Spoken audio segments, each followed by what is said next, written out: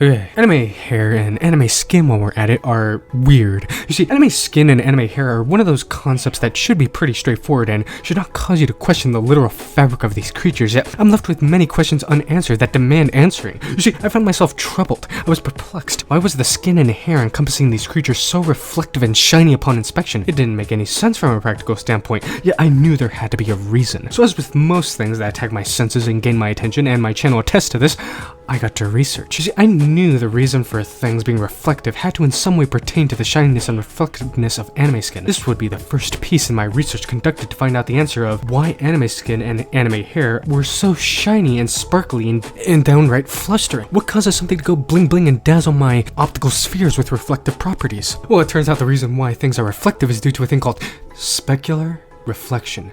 How utterly captivating. It's essentially the process of light ricocheting off an object in a predictable manner. If a surface is reflective, it ricochets off in a very even way, whereas if an object is not reflective, a process known as diffuse reflection occurs, and the light bounces and ricochets in all directions. How is this induced? Well, please allow me to elaborate and expand your brain with knowledge. You see, all this is possible and determined through the smoothness of the surface.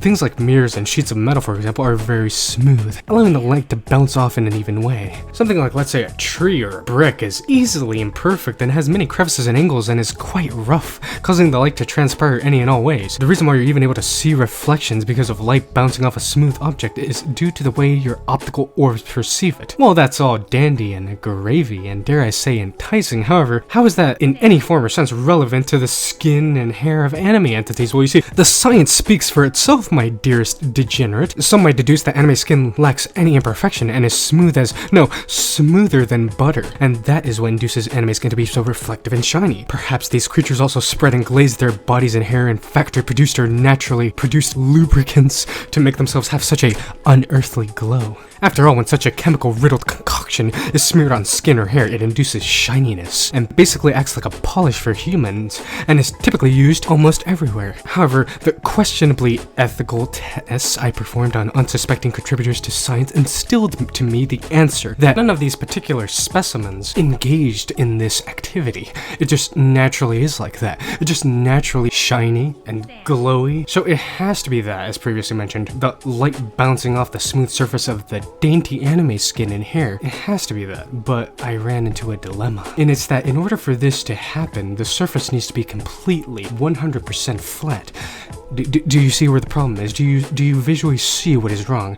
I do not even have to explain. Look, just use those balls in your head, and you yourself can put together the puzzle pieces of what's wrong with this instance. These anime specimens guilty of being shiny are not flat. They are anything but flat, and are interwoven with angles and curves, voluptuous curves in every direction. So how, in theory, are they even shiny if they are not flat to begin with? Because even if they are the smoothest possible thing in the universe, if they are not flat, it doesn't work. This curvature is responsible for the light not bouncing off in a predictable way. Though, I found a loophole, a secret cheat code to reflection. You see, it appears specular reflection can occur in anything with curvature so long as the thing has no ridges or imperfections and has at least some bit of flatness to it to inhabit the surface. This whole process being known as the Lambertian scatter. Let's take, for example, a booba. A booba, despite being round and having many curves, it still technically is flat to some extent in certain parts. With this in mind, it seems they have little imperfections causing specular reflection to take place, and that,